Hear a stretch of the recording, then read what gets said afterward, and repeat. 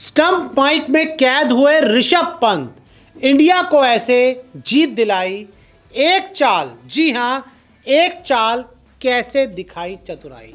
Rishabh Pant wicket keeper हैं, wicket के पीछे खड़े होते हैं और कई बार हमने ये देखा है कि ऋषभ पंत की चाहे डीआरएस की कॉल हो, चाहे स्टंप माइक हो या फिर खिलाड़ियों को कुछ बताना हो, वो टीम इंडिया के या प्लेयर्स के बहुत काम आता है।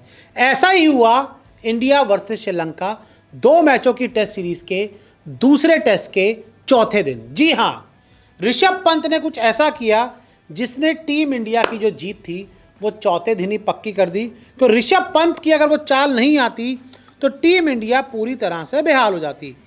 पसिंधु सूर्यबंधारा, जी हां, श्रीलंका के वो बल्लेबाज जो 92 रन बनाकर पवेलियन लौटे, ये अपना 100 बना लेते, 100 से आगे 150 तक चले जाते अगर ऋषभ पंत दिमाग ना लगाते और इनको चाल में नहीं फंसाते।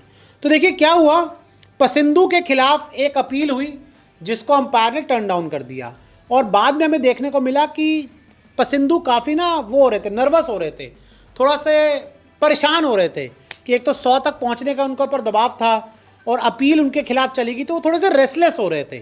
तो ऐसे में ऋषभ पंत ने एक चाल चली और एक ऐसी चाल जिसमें उन्होंने पूरी तरह से फंसा दिया यहाँ पर बल्लेबाज को। और आपको बता दूं कि जब एलबीडब्ल्यू का डिसीजन ओवरटर्न हुआ और एक इनसाइड एज था, पंत को समझ आ गया कि भाई बल्लेबाज परेशान है, तो उन्होंने फील्डर को कहा कि तुम मिड ऑन पे रेडी रहना।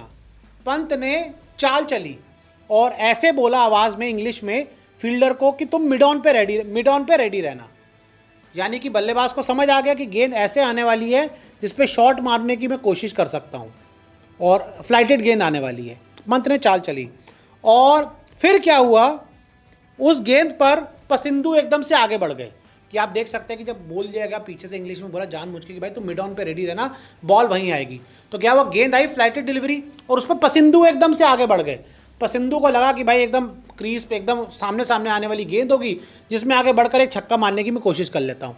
वो आगे बढ़े, लेकिन उसी समय मानव सुतार जो गेंदबाज थे, ऋषभ पंत ने उनको एक थोड़ा सा हिंट दे दिया था।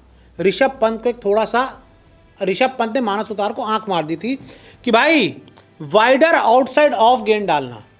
और ऐसा ही हुआ, मानव सुतार ने जो गेंद थी बहुत ज़्यादा ऑफ से बाहर गेंद डाली, बहुत ज़्यादा एकदम वाइड टाइप की गेंद डाली और पंत ने 3 सेकंड के अंदर ही स्टंप कर दिया। जी हाँ, पंत ने 3 सेकंड के अंदर ही पसिंधु को स्टंप कर दिया, जो आप इन तस्वीरों में साफ देख सकते हैं कि कैसे ऋषभ पंत ने दिमाग लगाकर चाल चलकर पहले पसिंधु को फंसाया, ये बोलकर कि भाई मिड ऑन की तरफ गेंद जाने वाली है। तो पसिंधु ने दिमाग लगाया कि भाई शॉट मारूंगा बढ़ के, लेकिन मानव सुतार को उन्होंने आंख मार दी थी और उनको बोल दिया कि भाई ऑफ से बाहर गेंद डालना।